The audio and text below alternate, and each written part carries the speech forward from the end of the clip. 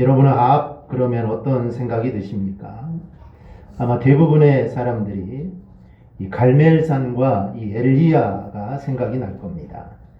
이 갈멜산에서 엘리야와 또 바알과 아세라 선지자 850명이 누가 참 신인가 대결을 합니다. 그때 이 850명의 대표가 바로 아합과 그의 아내 이세벨입니다.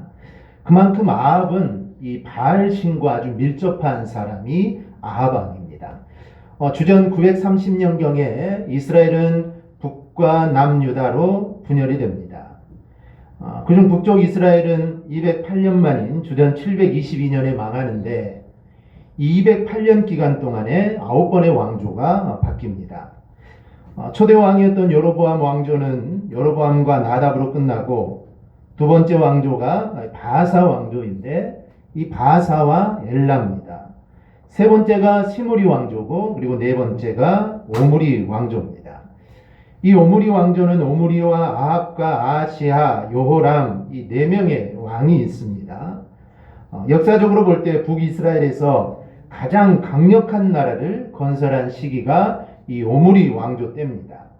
그러나 반대로 영적으로는 가장 어두운 시기다라고 제가 말씀을 드렸습니다. 그 이유는 사람들이 하나님을 의지하지 않고 군사력과 경제력을 의지했기 때문이다 라고 말씀드렸습니다. 오므리 왕조를 연 오므리는 대략 주전 884년경부터 873년까지 약 12년을 통치한 그런 왕입니다. 제가 연도를 말하면서 대략이라는 말을 자주 사용하는데 이는 학자들마다 연대가 좀씩 다르기 때문입니다. 그래서 전 학자들이 가장 많이 지지하는 연대를 쓰는데 그래서 대략이라는 말을 종종 씁니다. 아마 책을 보거나 설교를 듣다 보면 1년에서 2년 정도 이렇게 차이가 납니다. 그런데 이것은 사실 아주 오래전의 일이기 때문입니다. 주전 930년경이면 지금으로부터 약 3000년 전입니다. 3000년 전이면 어느 정도 될까요? 중국의 역사는 하나라로부터 시작해서 은나라, 주나라로 이어집니다. 그런데 이 사실 이 하나라와 이 은나라는 전설 속의 나라입니다. 그리고 실제적으로 이 중국이 이제 시작된 것은 주나라부터 본격적으로 역사가 기록이 되었는데 이 주나라가 대략 주전 1046년부터 주전 256년까지 존재했던 나라입니다. 그래서 우리가 살펴보는 이야기, 이 왕들의 이야기는 주나라의 중국의 역사는 약 주나라에 해당되는 이제 중국이 시작되는 바로 그 시기에 있었던 이야기가 지금 우리가 살펴보는 이야기입니다. 우리나라는 어느 시기 정도 될까요? 우리나라는 이 고조선이라는 나라가 있습니다.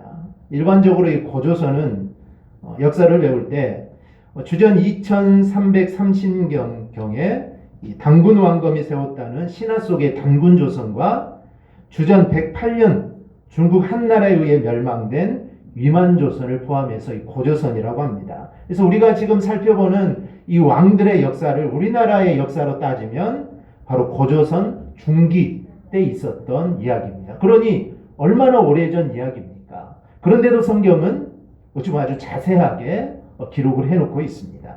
이렇게 오래된 이야기다 보니 연대가 딱 떨어져서 맞지 않습니다. 그래서 대략 몇 년경 정도 된다라고 이렇게 말할 수 있습니다. 오늘 우리는 이 북이스라엘 일곱째 왕인 아합을 살펴보려고 합니다. 오늘 본문 29절을 보면 유다가 아사 왕 제38년에 오므리 아들 아합이 이스라엘의 왕이 되니라. 오므리의 아들 아합이 사마리아에서 22년 동안 이스라엘을 다스리니라. 이렇게 되어 있습니다. 이때가 대략 주전 873년에서 852년경에 해당이 됩니다. 그런데 우리가 아합을 떠오르면 그와 함께 항상 생각나는 사람이 아합의 부인인 바로 이세벨입니다. 우리가 지난 시간에도 봤지만 열왕기상 16장 31절에 보면 아합이 시돈의 왕 엣바알의 딸 이세벨을 아내로 삼고 바알을 섬겨 예배했다라고 이렇게 되어 있습니다. 아합을 이세벨과 결혼시킨 사람은 아버지인 오므리입니다. 오므리는 당시의 강자였던, 즉 우리가 역사적으로 말하는 이 페니키아라고 불리는 시돈의 왕 엣바알의 딸 이세벨을 아합의 아내로 맡게 합니다. 그런데 에팔은 이름에도 나와 있듯이 원래는 바알을 섬기던 제사장이었습니다. 그런데 이 제사장이 왕이 되죠. 그래서 바알 제사장 출신의 왕입니다. 그러니 얼마나 바알을 잘 섬기겠습니까?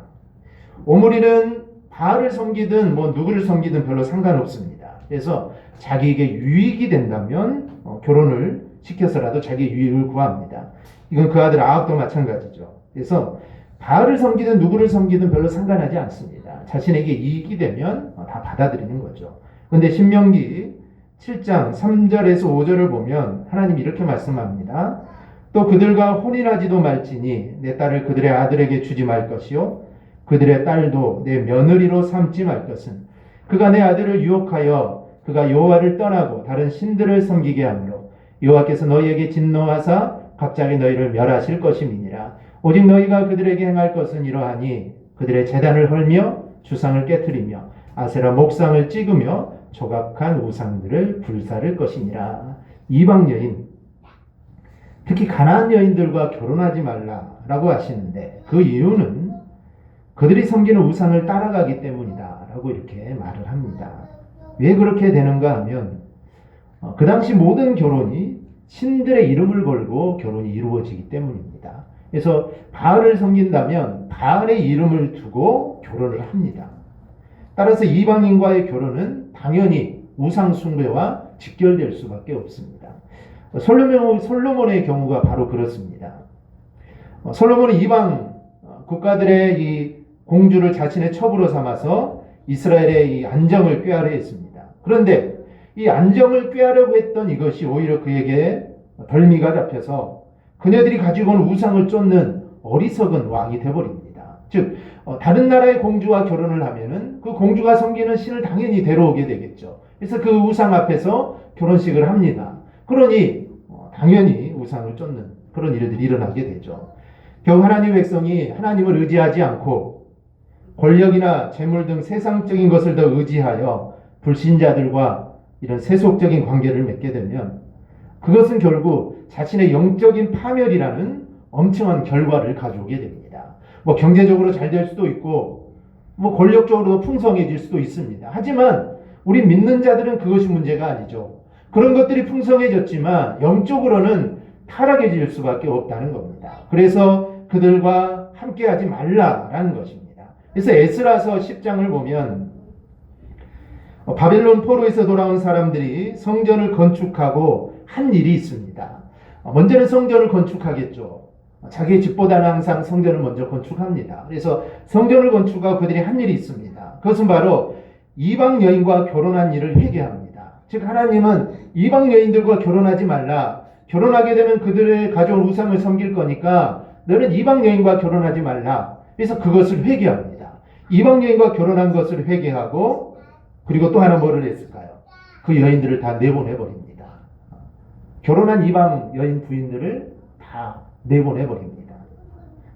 그러나 오므리는 오히려 이방 여인, 그것도 바알을 섬기는 제사장의 딸을 며느리로 맞습니다. 아합도 아내로 맞습니다.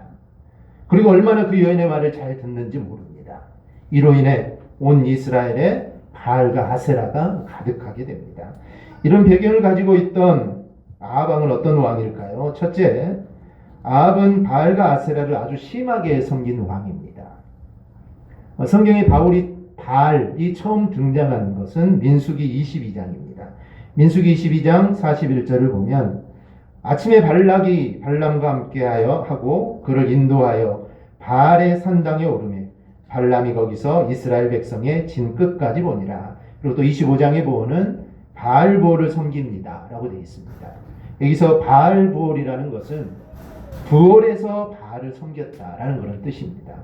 이런 바알 신앙은 이스라엘이 가나안으로 들어오면서 본격적으로 이스라엘에게 퍼지게 됩니다. 즉 가나안 땅의 원래 토착 이방 종교가 이 바알 신앙이었기 때문에 그게 점점 이스라엘에게 퍼지게 되다가 아합 시대에는 아주 극성을 부리게 됩니다.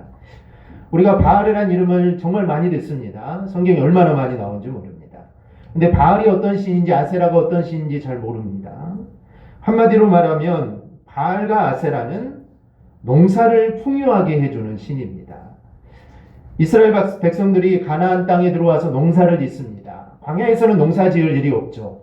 근데 이제 가나안 땅에 들어온 후부터는 만나가 끊기게 됩니다. 그래서 이제 먹고 살 수가 없게 되죠. 그래서 농사를 짓습니다. 근데 가만히 보니 가나안 사람들은 농사를 지으면서 바알과 아세라를 섬깁니다. 그리고 기도하죠. 비를 내려달라 기도하고, 가뭄이 들지 않게 해달라 기도하고, 올해는 풍년이 되게 해달라 기도합니다. 그런데 그들이 그렇게 기도를 하는 걸 보니까 어쩌다가 비가 내립니다. 비가 오지 않았는데 바알에게 막 열심히 기도를 했더니 어쩌다 비가 오기도 하고 또 풍년이 들기도 합니다. 그래서 이스라엘 백성들은 생각하기를, 야, 정말 대단하다. 야, 대단하다. 대단한 신이다. 이런 생각을 하게 됩니다. 그리고 이러한 모습들을 그들의 눈으로 보게 되죠. 근데 이스라엘 백성들이 이런 신들을 섬기게 된 것은 바알과 아세라가 눈에 보이는 신이었기 때문입니다. 하나님은 눈에 보이지 않습니다. 하나님은 눈에 보이지 않는데, 근데 바알과 아세라는 눈에 보입니다. 그러니 거기에 마음이 가게 되고 본격적으로 섬기게 됩니다. 정말 아합은 그래도 명색이 왕인데, 한 나라의 왕인데 어떻게 바알과 아세라를 섬기는 자가 되었는지를 우리가 알기 위해서 우리가 잠깐 이 바알과 아세라에 대해서 잠깐 살펴보겠습니다. 기원전 3000년경부터 이 셈족 계통의 한 민족이 가나안 땅에 들어와 살기 시작합니다. 역사가들은 이들을 가나안 사람이다 라고 이렇게 부릅니다. 이들은 시리아의 빈 들판에서 유목 생활을 하며 살던 아모리인들이었습니다. 이들의 역사는 1927년에 발견된 우가릿이라는 문서에 나와 있는데, 그 문서를 보면 이 바알과 아세라 신이 어떤 신인지 그 문서에 정확하게 아주 자세히 나옵니다. 이 우가릿 문서를 보면 가나안에는 모두 33명에서 34명의 이 신들이 있었는데 그중 최고의 신은 엘이라는 신입니다. 마치 이 그리스의 제우스 같은 그런 신이 바로 이 엘이라는 신입니다. 이 엘은 3명의 아내를 두었는데 아세라, 아낫, 아스다로 집니다. 우리가 성경을 통해서 많이 듣던 그런 이름들입니다. 이 엘과 아세라 사이에 70명의 신이 태어났는데 그 중에 한 신이 바로 바알입니다. 그래서 바알은 그 많은 신들 중에서 아주 뛰어나서 아버지, 즉 최고의 신인 엘을 죽이게 됩니다. 그리고 자신이 신들의 최고의 반열에 오릅니다. 그런데 죽음의 신인 모토와 싸우다가 죽고 맙니다.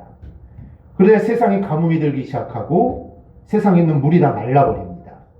이런 바알을 그의 아내 아낫이 우여곡절 끝에 살려내어서 바알을 다시 최고의 신의 자리에 오르고 바람과 비를 내려 세상을 풍요롭게 합니다. 바알의 이름은 소유주, 주인이라는 뜻으로 풍요를 주는 신입니다. 그래서 온 세상에 풍요를 주는 신이 이 바알이라는 겁니다. 그리고 그 바알을 낳은 아세라는 다산의 신입니다. 그래서 바알은 주로 이 소의 형상을 가지고 있습니다. 소는 농사와 아주 직결되어 있죠. 그래서 바알은 소의 형상을 가지고, 아세라는 다산을 상징하는 아주 몸이 풍성한 여인으로 그렇게 만들어졌습니다. 그러니까 이 신을, 바알과 아세라를 섬기면 어떻게 될까요? 농사가 잘 되고 동시에 다산의 축복이 온다고 믿었던 겁니다. 이런 신이 있는데 여러분 어떻게 하시겠습니까? 이 신만 생기면 농사가 잘 되고 자녀가 아주 막 풍성해지는데 어떻겠습니까? 당연히 섬기겠죠. 그래서 이스라엘 백성들이 이걸 섬기게 됩니다. 눈에 보이지 않는 하나님. 근데 바알과 아세라는 눈에 보입니다. 기도하면은 풍년이 들기도 하고 막 자녀들이 태어나기도 하고, 그러니 그걸 본 그들이 바알과 아세라를 섬기게 되는 겁니다. 고대 근동이나 전 세계가 그랬던 것처럼 이 가나안 사람들도 농사를 지으면서 이 자연 환경에 관심을 갖게 됩니다. 왜냐하면 이 자연 환경은 풍년과 흉년에 결정적인 영향을 미치기 때문입니다. 그런데 이것이 사람의 힘으로 어떻게 할 수 있는 것이 아닙니다. 올해는 좀 비가 많이 오면 좋겠는데 이 사람의 힘으로는 되지 않죠. 예측이 안 됩니다. 그래서 사람들은 늘 풍요와 다산을 비는 제사를 드렸는데 이게 고대 근동 지방에서는 일반적인 그런 상황입니다.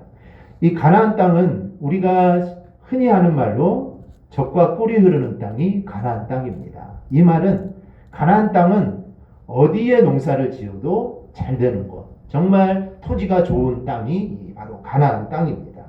이렇게 농사가 주업이 되다 보니 가나안 지방에는 농업과 관련돼 있는 종교가 성행했고 그 중심에 이 바알 신앙이 생겨난 것입니다. 농사를 짓는 그들에게는 오직 바알만이 먹을 것, 입을 것, 마실 것 이것을 주고 또 즐겁게 살아갈 것들을 풍성하게 마련해주는 신입니다. 그리고 아세라는 자손의 번성과 가축을 번성하게 해주는 신이었습니다. 또한 바알은 소의 머리에 한 팔을 치켜들고 내려치려는 자세를 하고 있습니다. 이 말은 바알은 이 싸움에도 능숙한 그런 신입니다. 그래서 이 바알을 섬기면 농사도 잘 되고 또 대적으로부터 자신들까지도 보호해준다라고 이렇게 믿었습니다. 바로 이게 바알 신앙입니다. 그러니 어떻게 섬기지 않을 수 있겠습니까? 그러니 이스라엘 백성이 이 바알을 섬기게 된 겁니다. 느헤미야 9장 19절에서 21절을 보면 주께서는 주의 크신 긍휼로 그들을 광야에 버리지 아니하시고 낮에는 구름 기둥이 그들에게서 떠나지 아니하고 길을 인도하며 밤에는 불 기둥이 그들을 갈 길을 비추게 하셨사오며 또 주의 선한 영을 주사 그들을 가르치시며 주의 만나가 그들의 입에서 끊어지지 않게 하시고 그들의 목마름을 인하여 그들에게 물을 주어 40년 동안 들에서 기르시되 부족함이 없게 하심으로 그 옷이 헤어지지 아니하였고 발이 부르트지 아니하였다. 이렇게 말을 합니다. 즉 40년 광야를 살았지만 이스라엘은 먹는 것, 입는 것, 마시는 것 가지고 그들은 고통받지 않았습니다. 광야에서 하루 살기도 힘들 건데 무려 40년 동안 살면서 아무 걱정 없이 살았다는 것이죠. 즉 하나님이 그들을 다 책임져 주셨습니다.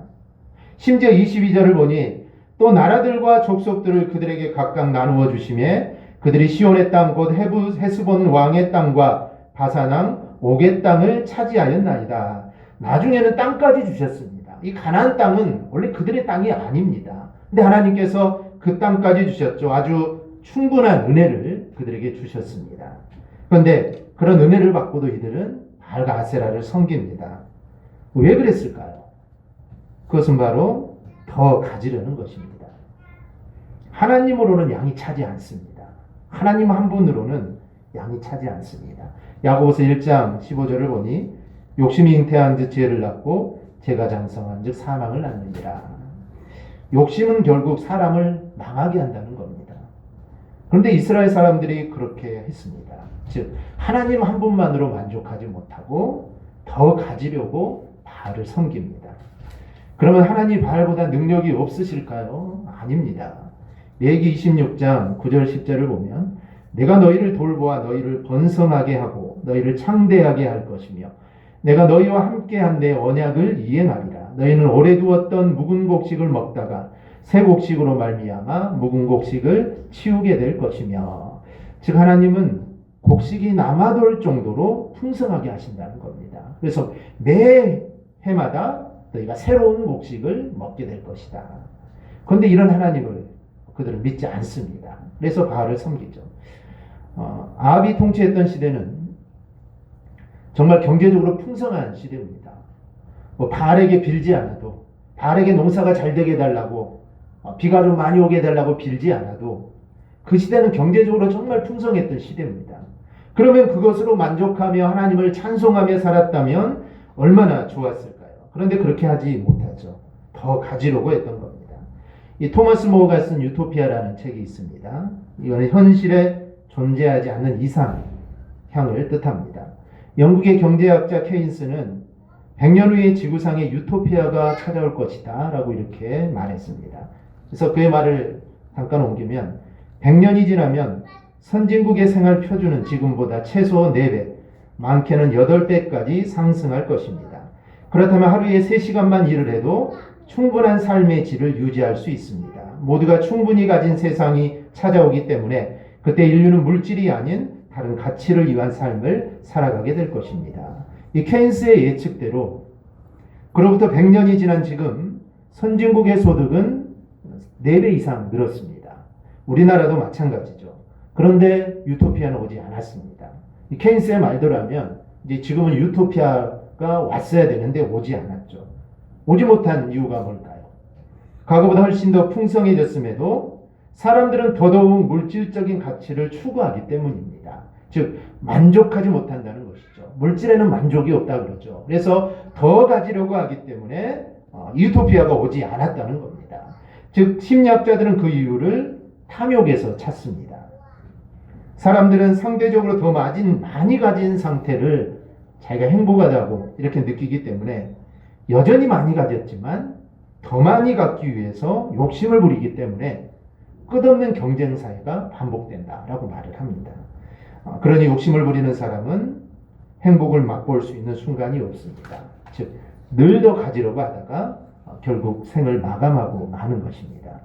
이스라엘 백성들은 하나님 한 분으로 만족하지 못했습니다. 우리가 이스라엘 백성들이 우상을 섬겼다라는 말씀을 듣습니다. 이것은 그들이 하나님을 완전히 버리고 우상을 섬겼다는 이야기가 아닙니다. 이스라엘 백성은 하나님을 버릴 수 없습니다. 이스라엘 백성들과 하나님의 관계는 아버지와 아들이 아버지 떠난다고 해서 아버지 아들이 되지 않는 건 아니죠. 이스라엘 백성과 하나님의 관계는 그런 관계입니다. 정말 뗄 수 없는 관계. 나는 하나님을 섬기지 않겠습니다 라고 한다고 해서 그 관계가 없어지는 게 아닙니다. 그들은 하나님도 섬기고 바알도 섬기고 아세라도 섬기고 그리고 다른 모든 신들을 섬기면 좋을 거다라고 생각을 했습니다. 그래서 그들은 하나님을 섬기면서 우상을 섬겼던 겁니다. 그래서 평상시에는 우상을 섬기면서 농사를 지어야 되니까 바알의 신전에 가서 바알에게 제물도 드리고 바알에게 빌기도 하고 좀 비를 좀 내려달라고 빌기도 하고 또 아세라 앞에 가서 농사를 잘 되게 하려고 기도를 합니다. 그리고 안식일이 되면 하나님의 제단 앞에 나와서 또 정성껏 제사를 드립니다. 근데 하나님은 이러한 이스라엘의 모습을 보면서 어땠을까요? 하나님은 토하실 것 같다라고 했습니다. 이러한 너희들의 모습을 보니 나는 정말 토할 것 같다. 도저히 눈뜨고 볼 수 없다라는 것이죠. 하나님을 섬기든지 우상을 섬기든지 양쪽에 내 하나를 섬겨라. 우상도 섬기고 나도 섬기는 건 나는 도저히 눈뜨고 볼 수 없다라는 것입니다. 이스라엘 백성들 참 너무하죠. 하나님이 그들을 어떻게 대했습니까? 그런데 우리도 이렇게 살고 있습니다. 우리도 이렇게 살아갑니다. 평일에는 내 뜻대로 내 마음대로 살다가 우리가 주일날 교회에 나와 하나님께 예배하는 것과 같습니다. 옛날에 이런 말을 하죠. 주일날 아침에 교회 올 때 성경책 위에 있는 먼지 한번 탁탁 털어가지고 이렇게 가지고 온다고. 그 말은 평일에는 이 성경과 아무런 상관없이 살아간다는 겁니다. 평일에는 성경책 한 번 열어보지 않았다는 것이죠. 이런 사람과 똑같습니다. 하나님은 우리의 모든 삶을 받기를 원하십니다. 즉 주일 하루의 삶뿐만 아니라 오늘 우리가 드리는 예배 이 하루의 삶뿐만 아니라 일주일간의 모든 삶의 모습들을 우리 하나님은 다 받기를 원하십니다. 그래서 매일매일의 삶 속에서 매 순간순간마다 하나님을 의지하고 또 하나님을 바라보고 하나님의 뜻대로 결정하고 소금과 빛의 역할을 감당하고 바로 이러한 삶을 우리가 살아가기를 원합니다. 이렇게 사는 삶은 힘듭니다. 목사도 힘듭니다. 그런데 직장에 다니면서 이런 일을 한다는 것은 이거는 정말 쉬운 일이 아닙니다. 도저히 못할 것 같지만 그래도 할 수 있습니다. 하나님이 함께 하셔서 내가 그렇게 살아갈 수 있도록 나에게 힘을 주시기 때문입니다. 이래 포기하고 어떻게 내가 직장에 다니면서 이렇게 살아갈 수 있냐? 내가 포기하는 것이 아니라 정말 그 삶 속에서 내가 몸부림치면서 내가 하나님의 뜻대로 살아가고자 나아갈 때 하나님 힘을 주셔서 그렇게 살도록 하십니다. 우리가 할 일은 하나님을 온전히 신뢰하는 것입니다. 오직 우리의 시선을 우리는 하나님께 두어야 합니다. 즉 다른 곳에 너무 많은 시선을 우리가 두어서는 안 됩니다. 그런데 무엇을 더 가질까? 어떤 것을 가질까? 여기저기를 두리번거리며 찾아다니는 인생은 평생 그렇게 두리번거리다가 끝나버리고 말게 됩니다. 엘리야가 갈멜산에서 백성들에게 당신들은 언제까지 마음을 정하지 못하고 망설이고 있을 작정인가? 만일 여호와가 하나님이면 여호와를 섬기고 만일 바알이 하나님이면 바알을 섬기라 라고 외치는 이유가 바로 여기에 있습니다. 즉 너희가 바알을 섬기든지 하나님을 섬기든지 양쪽에 선택을 하라라는 것입니다. 왔다 갔다 하지 말고 정말 너희의 중심이 하나님께 있어서 정말 오늘도 하나님 생각하고 내일도 하나님 생각하고 너희가 그런 삶을 살으라는 것입니다. 하나님은 오직 하나님만 믿고 나오는 사람을 하나님은 버린 적이 한 번도 없습니다. 그리고 망하게 하신 적도 없습니다. 그러니 바알을 버리고 너희는 하나님을 섬기라는 겁니다. 세상에 너무 몰두하지 말고 세상에 너무 너희들 거기에 너무 들어가지 말고 좀 하나님도 좀 봐달라라는 것이 오늘 엘리야의 이런 고백이고 엘리야의 외침입니다. 시편 37편 25절 6절을 보면 내가 어려서부터 늙기까지 의인의 버림을 당하거나 그의 자손이 걸식감을 보지 못하였도다. 그는 종일토록 은혜를 베풀고 꾸어주니 그의 자손이 복을 받느니라. 하나님을 의지하는 자, 하나님은 절대로 그를 내버려 두지 않습니다. 굶어 죽도록 내버려 두지 않는다는 것이죠. 어떻게 해서는 하나님은 그를 붙잡아 주시고 그에게 복을 주십니다. 즉 하나님께 나오는 사람은 이런 복을 받습니다. 그리고 하나님만을 바라보는 사람은 이런 복을 받습니다. 세상 너무 의지하지 않고 하나님을 의지하는 자는 이런 복을 받습니다. 그런데 아합은 진정한 복을 주시는 분이 누군지 몰랐습니다.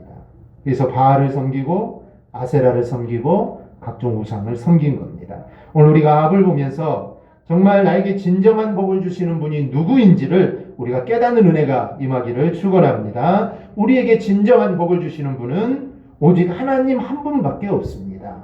다른 것이 우리에게 복을 주지 않습니다.